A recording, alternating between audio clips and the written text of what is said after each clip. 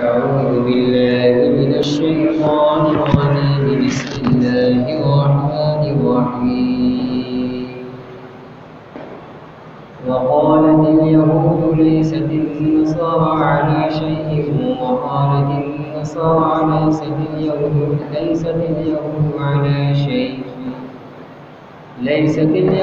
على شيء وهم يتلون الكتاب كذلك قال الذين لا يعلمون مثل قولهم فالله يحكم بينهم يوم القيامة فيما كانوا فيه يختلفون ومن أظلم ممن منع مساجد الله أن يذكر فيها اسمه وسعى في خرابها أولئك ما كان لهم أن يدخلوها إلا خائفين لهم في الدنيا خزي ولهم في الآخرة عذاب عظيم ولله المشرق والمغرب فأينما تولوا فثم وجه الله إن الله واسع عليم وقالوا اتخذ الله ولدا سبحانه بل له ما في السماوات والأرض كل له قانتون بديع السماوات والأرض وإذا قضى أمرا فإنما يقول له كن فيكون وقال الذين لا يعلمون لولا يكلمنا الله أو تأتينا آية كذلك قال الذين من قبلهم مثل قولهم تشابهت قلوبهم قد بينا الآيات لقوم يوقنون إنا أرسلناك بالحق بشيرا ونذيرا ولا تسأل عن أصحاب الجحيم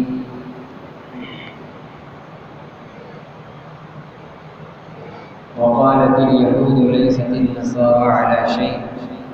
وقالت النصارى ليست اليهود على شيء ابھی بھی یہود اور نصارہ کا ہی تذکرہ چل رہا ہے۔ یہود و نصارہ میں زیادہ سرکش اور زیادہ بڑے گستاخ یہود تھے۔ یہود تقسیم میں جھٹلانے اور انکار میں آگے تھے، اور نصارہ مانتے تو تھے لیکن اس کے اندر اضافہ کرتے تھے، یعنی محبت میں غلو کرنے والے لوگ تھے۔ جیسے اس امت کے اندر ان دونوں کی مثال، یہودیت کی مثال وہ طبقے اور وہ گروہ اور وہ جماعت کے لوگ جو دین کی اور شریعت اسلامیہ کی ثابت شدہ باتوں کا بھی انکار کرتے ہیں، اور نصرانی سے مشابہت رکھنے والے وہ لوگ ہیں جو بدعت پسند لوگ ہیں، جو بدعات اور رواج کو ترجیح دیتے ہیں، اس کو پسند کرتے ہیں اور سنتوں کو ترک کرتے ہیں۔ تو یہود و نصارہ تھے تو دونوں اپنے اپنے اعتبار سے دونوں گمراہ، اور پچھلی آسمانی کتابوں پر ان کا تورات و انجیل پر ایمان کا دعویٰ بھی ہوتا تھا، لیکن ان سب کے بعد وہ خود آپس کے اندر مختلف تھے، آپس میں ایک دوسرے کو غلط ٹھہراتے تھے۔ یہود کہتے تھے کہ عیسائی لوگ کوئی مذہب پر نہیں، یہ کوئی مذہب ہونا نہیں، صرف تورات کے مذہب ہونے کا وہ دعویٰ کرتے تھے اپنے گمان کے مطابق۔ ایسا نہیں کہ وہ خود تورات کے بڑے سچے ماننے والے تھے یا اس پر عمل کرنے والے تھے، لیکن جو اپنے خیال میں اس پر عمل کا دعویٰ تھا تو بس یہ سمجھتے تھے کہ جیسا کہ پچھلی آیت کے اندر آیا کہ جنت کے حقدار اور ٹھیکیدار بس ہمیں لوگ ہیں۔ تو وہ اسلام کی مخالفت میں تو دونوں متحد تھے، یہود بھی اور عیسائی بھی، لیکن وہ خود آپس میں ایک دوسرے کے سخت دشمن اور مخالف تھے۔ یہود نصارہ کو کہتے تھے کہ یہ کسی حق بات پر نہیں ہے، یہ لا مذہب لوگ ہیں، ان کا کوئی مذہب سچا اور برحق نہیں، اور عیسائی اور نصارہ یہودی یہودیوں کو کہتے تھے کہ یہودی لوگ کسی برحق مذہب پر اور کسی سیدھے راستے پر نہیں ہے، لا مذہب ہے، بے دین ہے۔ وَهُمْ يَتْلُونَ الْكِتَابَ، اللہ تعالیٰ فرمانے کہ ان کا یہ جھگڑا تب ہے جب کہ یہ کتاب پڑھ رہے ہیں۔ یہود بھی تورات کو پڑھ رہے ہیں جس میں عیسیٰ علیہ السلام اور انجیل کی بشارت ہے، اور خود انجیل جو پڑھ رہے ہیں اس کے اندر تورات کے معانی اور مضمون کی تصدیق ہے۔ دونوں آسمانی کتابیں پڑھ رہے ہیں، لیکن پھر بھی ان کا حال یہ ہے کہ وہ ایک دوسرے کو غلط اور نامذہب ٹھہرانے پر لگے ہوئے ہیں۔ حقیقت یہ ہے کہ دونوں گمراہی کے راستے پر ہیں۔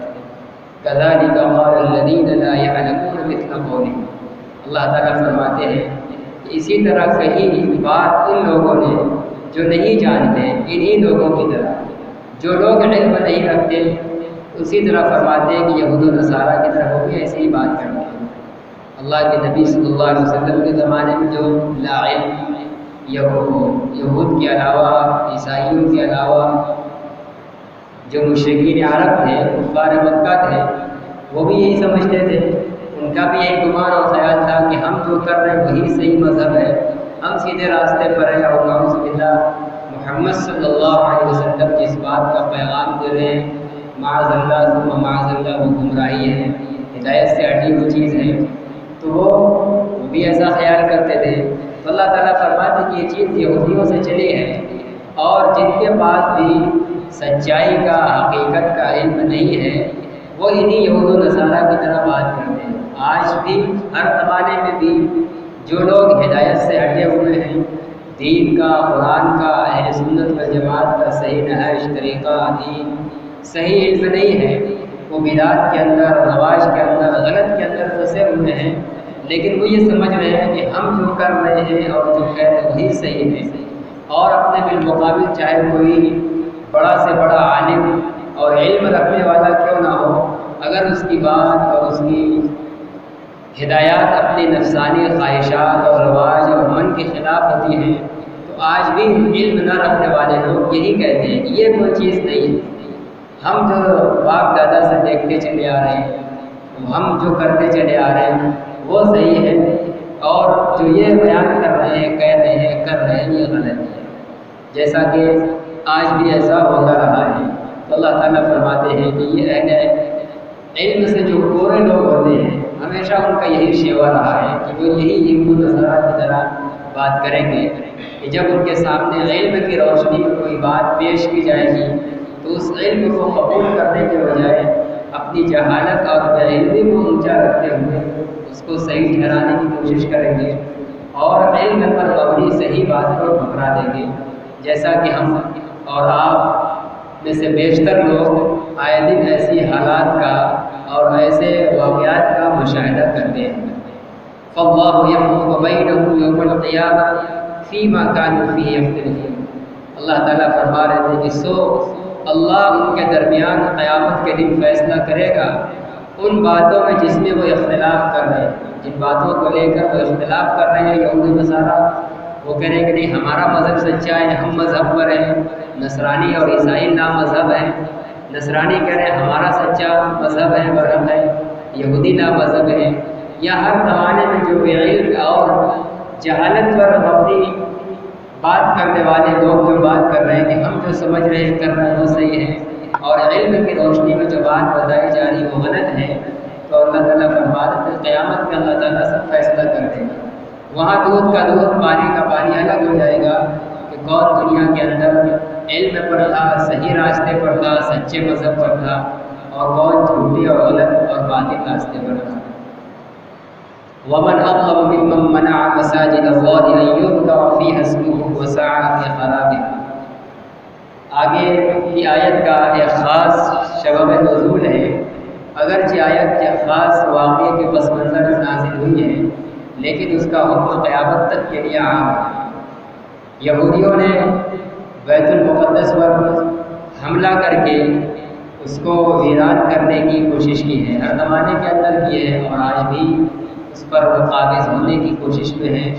اور نمازوں سے اس کو ویران کرنے میں لگے ہوئے ہیں۔ تو قرآن کے نزول سے پہلے بھی ان لوگوں نے ایسا کیا ہے کہ مسجد بیت المقدس کو ویران کرنے کی کوشش کی، نماز پڑھنے نہیں دیتے تھے، بھگا دیتے تھے۔ اسی طرح اپنے عمل اور کردار سے اسلام کے بارے میں لوگوں کو شکوک اور شبہات میں ڈالتے تھے، تاکہ یہ جو مدینہ کی مسجد نبوی آباد ہو رہی ہے،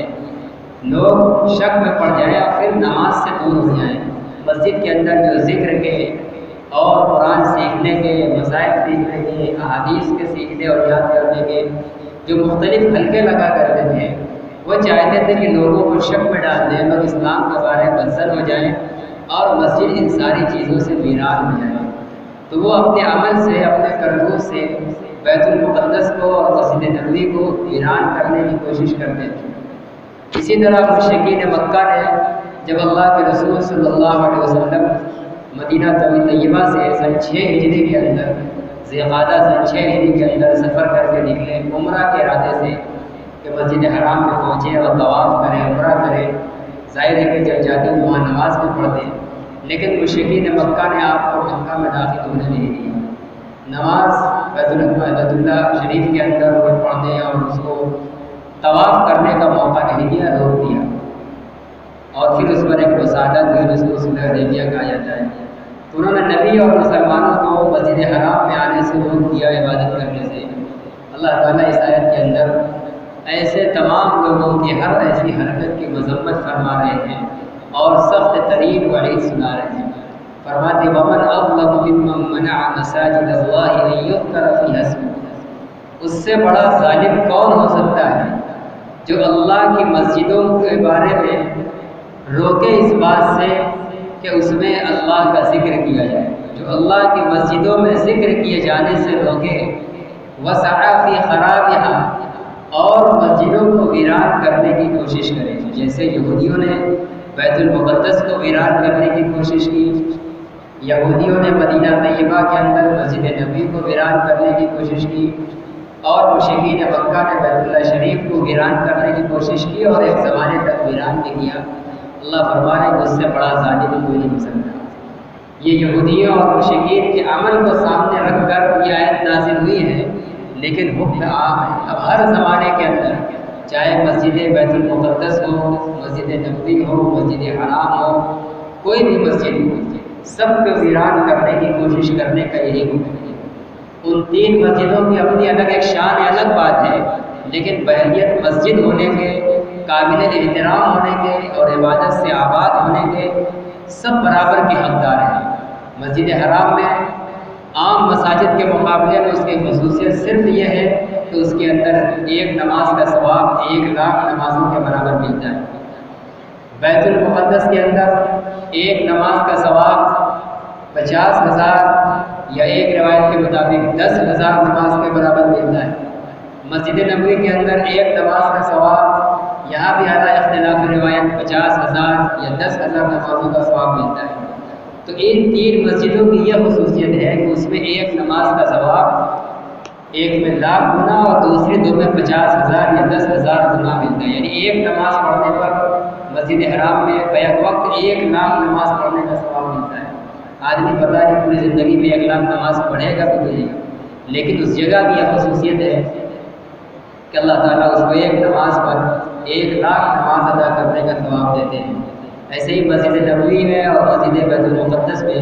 50,000 یا 10,000 نمازوں کا ثواب ملتا ہے۔ یہ ان کی الگ یہ خصوصیت ہے۔ باقی مسجد کا احترام کرنا جو ان کا حکم ہے وہی عام پورے دنیا کی تمام مسجدوں کا ہے۔ دنیا کی تمام مسجدوں میں بس فرق ان کے 3 کے مقابلے میں یہ ہے کہ اس مسجد میں ہم نماز پڑھیں گے تو ایک نماز کا ثواب ایک ہی نماز کا ملے گا، 50,000 10,000 یا 1,00,000 کا نہیں ملے گا۔ یہ ان مسجدوں کی خصوصیت ہے، لیکن اس خصوصیت کی نہ ہونے کی وجہ سے اس کی حیثیت ہلکی ہو جائے، اس کی ہم بے وقتی کریں، جیسے چاہے اس کی بے وقتی کریں اور اس کو ویران کرنے کی کوشش کریں، یہ جائز نہیں ہے۔ اس میں تمام مساجد کا حکم اور حیثیت ایک طرح کی ہے۔ لہٰذا جس طریقے سے مسجد بیت المقدس کو یا مسجد نبوی کو یا مسجد حرام کو ویران کرنے والا اور ویران کرنے کی کوشش کرنے والا اللہ تعالیٰ فرماتے کہ سب سے بڑا ظالم ہے، اس سے بڑا ظالم کوئی نہیں ہو سکتا۔ ایسے ہی دنیا کی کسی بھی مسجد کو کوئی ویران کرنے کی کوشش کرے گا، پوری کائنات میں اس سے بڑا ظالم کوئی نہیں ہے۔ اب مسجد کو ویران کرنا ایک تو یہ ہے کوئی نماز پڑھنے آئے اس کو بھگا دیں، یا دوسرا طریقہ یہ ہے کہ آپ مسجد کو گرا دیں تاکہ وہ نماز پڑھنے کے قابل ہی نہ رہے۔ جب نماز کا وقت ہونے لگے تو آ کے مسجد میں نعوذ باللہ نجاست ڈال کے چلے جائیں کہ جب لوگ آئیں تو نجاست اور گندگی دیکھ کر بھاگ جائیں، یہ بھی مسجد کو ویران کرنا۔ مسجد کو ویران کرنا یہ بھی ہے کہ ہم مسجد کے اندر مصلیوں کے ساتھ کوئی ایسا رویہ اختیار کریں ظلم کا، تعدی کا، ستانے کا اور فتنہ فساد کا کہ لوگ ہماری حرکتوں سے اکتا کر مسجد میں آنا چھوڑ دیں، جیسا کہ بہت سی مسجدوں کے اندر ہوتا ہے۔ تو یہ حرکت بھی مسجد کو ویران کرنے کی کوشش ہے، وہ بھی اسی وعید میں داخل ہے، اس سے بڑا ظالم کوئی نہیں۔ اور اسی طرح مسجد کو ویران کرنا صرف نماز سے ویران کرنا نہیں، اگر کوئی شخص بیٹھ کر مسجد میں تسبیحات پڑھنا چاہتا ہے، ہم اس کو اٹھا دیں کہ چلو جاؤ گھر پڑھو، مسجد بند ہوگی۔ کوئی تلاوت کر رہا ہے، حفظ کر رہا ہے، کچھ بھی کسی بھی طریقے سے بیٹھ کے حدیث شریف پڑھ رہا ہے، قرآن سیکھ رہا ہے، سکھا رہا ہے، دین کا کوئی مسئلہ سیکھ رہا ہے، سکھا رہا ہے، بیٹھ کے ایمان کی بات کر رہا ہے، مذاکرہ کر رہا ہے، کسی بھی طریقے سے دین کے کسی بھی شعبے کا کام مسجد کے اندر کیا جا سکتا ہے۔ اور کوئی بندہ اگر کر رہا ہے اس کو کسی طریقے سے روکا جائے، صراحتاً منع کیا جائے، بھگایا جائے، یا کوئی ایسی حرکت کی جائے کہ آدمی اکتا کر ہٹ جائے کہ ہٹو ایک اور پہنچ جائے گا، پھرنے میں پڑھنے ہم ہٹ جاتے ہیں، تو اب وہ کیا ہو جائے گا، وہ آدمی مسجد میں نماز پڑھنے نہیں آئے گا، یا دین سیکھنے کا، قرآن سیکھنے کا، پڑھنے کا، ذکر کرنے کا، یا دین کے کسی بھی شعبے کا جو بیٹھ کر کے کام کر رہا تھا تنہا یا چند افراد کو لے کر ایک جماعت کے ساتھ، وہ عمل اب مسجد کے اندر رک گیا، تو وہ شخص جس کے رویے سے، جس کی حرکت سے یہ سارا عمل رکا ہے، یا ان میں سے کوئی ایک بھی عمل رکا ہے، وہ مسجد کو ویران کرنے کی کوشش کرنے والا ہے، اور اس سے بڑا ظالم کوئی نہیں۔ لہذا مسجد کے اندر ہر ایسی حرکت کرنا حرام ہے جس سے مسجد کے اندر دین کے کسی جاری شعبے کو جو ہے رکنے کا ذریعہ بن گیا۔ کوئی دین سیکھ رہا ہے، کوئی تعلیم کر رہا ہے، کوئی کتاب پڑھ رہا ہے، مسائل سیکھ رہا ہے، تجویز سیکھ رہا ہے، کچھ بھی سیکھ رہا ہے، حتیٰ کہ نبی کریم صلی اللہ علیہ وسلم کے زمانے میں جہاد کی جو ٹریننگ ہوتی تھی مجاہدین کو نکلنے کے لیے، وہ بھی مسجد نبوی کے صحن میں ہوتی تھی، کیونکہ جہاد اعلان کلمۃ اللہ کے لیے ہوتا ہے، وہ بھی ایک عبادت ہے، اور ہر وہ کام جو کسی بھی درجے میں عبادت ہو مسجد کے اندر کیا جا سکتا ہے۔ مسجد صرف نماز پنجگانہ کے لیے نہیں قائم ہوئی ہے، مسجد دین کے تمام نظم و نسق کے لیے بنی ہے۔ آج کے زمانے کے اندر جب دنیا کے اندر اسلام پھیلا ہے اور مسلمانوں کی ایک بڑی تعداد داخل ہوئی ہے،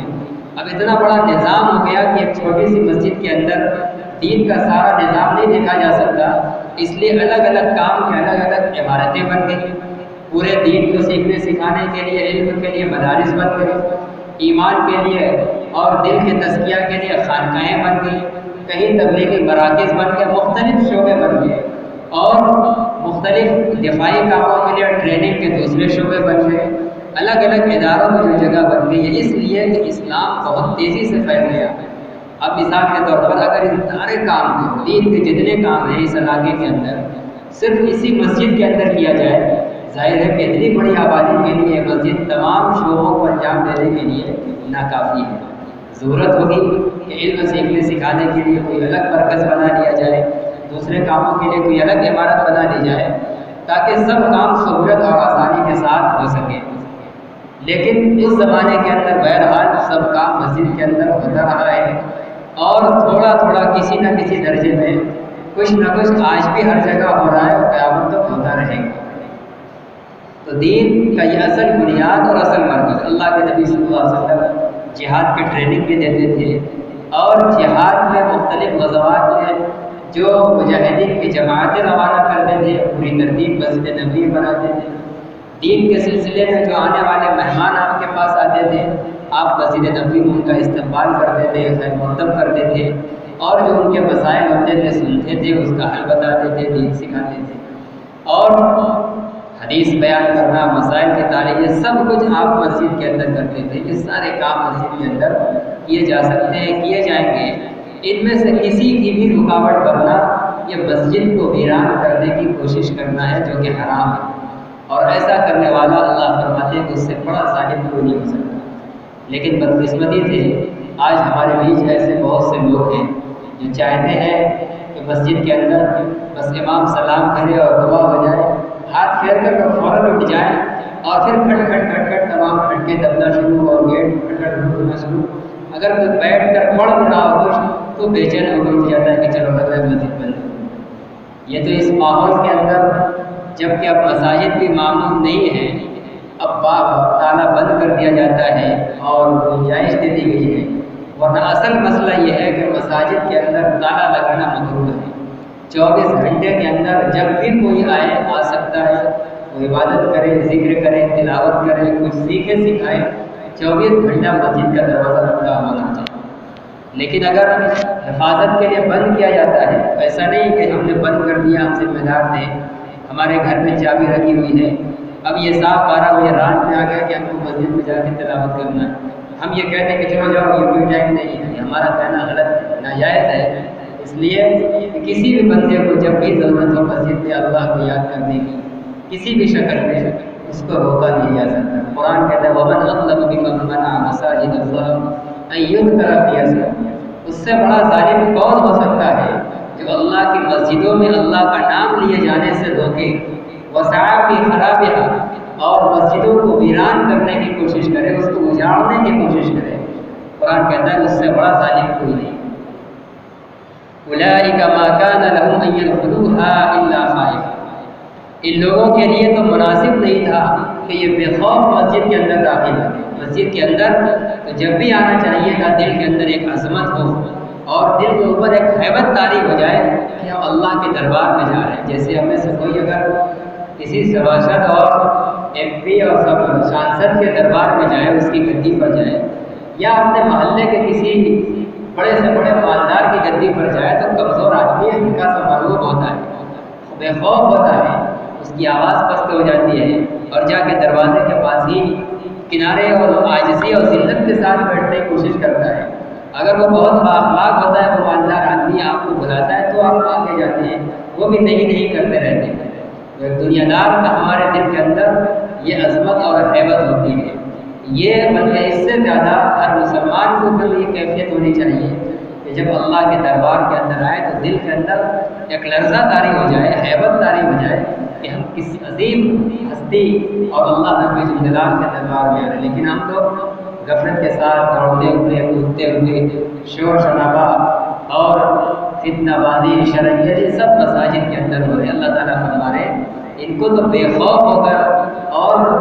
بے ہیبت ہو کر مسجد میں داخل نہیں ہونا چاہیے تھا۔ اگر یہ کیفیت ہے کہ دل کے اندر کوئی ہیبت نہیں ہے، دل کے اندر کوئی مسجد کی عظمت نہیں ہے، اللہ فرما رہے کہ ان کو تو مسجد میں آنا نہیں چاہیے۔ جب دل کی یہ کیفیت ہے کہ دل میں عظمت نہیں ہے اور اللہ کے جلال اور اس کی عظمت کا استحضار نہیں آیا، اللہ کی ہیبت نہیں طاری ہوئی، فرما رہے کہ ان کو تو مسجد میں نہیں آنا چاہیے تھا، یہ جائے کہ وہ دوسروں کو مسجد سے منع کر دے اور مسجد کو ویران کرنے کی کوشش کرتے ہیں۔ وَلَهُمْ فِي الدُّنْيَا خِزْيٌ، اللہ فرماتے ہیں کہ جو ایسا کرے گا، مسجد کو کسی بھی عمل سے ویران کرنے کی کوشش کرے گا، کسی بھی دینی عمل سے اور عبادت سے جس میں اللہ کا نام لیا جا رہا ہے، فرماتے ہیں کہ ایسے شخص کے لیے دنیا کے اندر رسوائی اور ذلت ہوگی، وہ دنیا میں ذلیل اور رسوا ہوگا مسجد کو ویران کرنے والا۔ ایسا شخص آپ نے بھی دیکھا ہوگا، ہم سب نے دیکھا ہے کہ ایسے ایک زمانے کے اندر جب وہ مسجدوں کو ویران کرنے کی کوشش میں کرتے رہتے ہیں، وقت آیا پھر ان کے پاس ایسا کہ آج وہ سماج اور معاشرے کے اندر ذلیل و رسوا ہو کر اور سر جھکا کر زندگی جی رہے ہیں، سر اٹھا کر اور منہ سے منہ ملا کر بات کرنے کی وہ ان کے اندر حوصلہ اور طاقت نہیں۔ یہ وہی جو ویرانی کی کوشش کرتے ہیں، اللہ تعالیٰ نے کہا کہ دنیا کے اندر ذلت و رسوائی ملے گی، آنکھوں سامنے اللہ تعالیٰ نے ایسے بہت سارے لوگوں کو آپ کے سامنے پیش کیا ہوگا، دیکھا ہوگا آپ لوگوں نے۔ اور کیا ملے گا؟ صرف دنیا کی ذلت و رسوائی پر بس نہیں ہوگا، فرماتے وَلَهُمْ فِي الْآخِرَةِ عَذَابٌ عَظِيمٌ، اور ان کے لیے آخرت کے اندر بڑا دردناک عذاب ہوگا۔ مسجد کو جو ویران کرنے کی کوشش کی ہے، بڑا دردناک عذاب ہوگا۔ وہ یہ نہ سمجھیں کہ ہم مسلمان ہیں، ہم اگر خود نمازیں پڑھ کر چلے گئے تو ہماری نمازیں ہم کو بیجار دلوا دیں۔ نماز تو پڑھی ہم نے آ کر، لیکن ایک بندہ جو ذکر کرنا چاہ رہا تھا ہم نے اس کو اٹھا دیا، ایک بندہ جو بیٹھ کر دین کا مذاکرہ کرنا چاہ رہا تھا ہم نے اس کو بھگانے کا ماحول بنا دیا۔ دو بیٹھ کے سیکھنا چاہ رہے تھے، قرآن پڑھنا چاہ رہے تھے، حدیث پڑھنا چاہ رہے تھے، ہم نے اس کو روکنے کا، اس میں نخنا ڈالنے کا پروپیگنڈا کیا، اور جس سے ہماری وجہ سے لوگوں پر دل برداشتہ ہو کر اس کام کو وہاں سے کرنا چھوڑ دیا، مسجد ویران ہو گئی، تو ہماری ایسی نمازیں ہم کو نجات نہیں دلا پائے گی۔ یہ عمل ہم کو دنیا کے اندر ذلیل اور رسوا کروائے گا اور آخرت میں دردناک عذاب ملے گا۔ وَلِلَّهِ الْمَشْرِقُ وَالْمَغْرِبُ، اور یہود و نصارہ قبلہ بدلنے پر مسلمانوں کو تان دیتے تھے۔ آپ صلی اللہ علیہ وسلم نے مدینہ طیبہ ہجرت کے بعد تقریباً 6 مہینہ تک یا 7 مہینہ بیت المقدس کی طرف رخ کر کے نماز پڑھائی۔ پہلے قبلہ وہی تھا، نماز میں رخ ادھر کیا جاتا تھا، لیکن اللہ تعالیٰ کی تقدیر میں یہ بات منظور تھی کہ ایک دن قبلہ بیت المقدس کے بجائے بیت اللہ شریف ہوگا، مکہ مکرمہ کعبہ ہوگا۔ اللہ کے رسول صلی اللہ علیہ وسلم کی خواہش بھی یہی تھی۔ آپ عموماً نماز پڑھتے تھے تو نماز کے بعد آسمان کی طرف رخ کرتے تھے، انتظار ہوتا کہ کہیں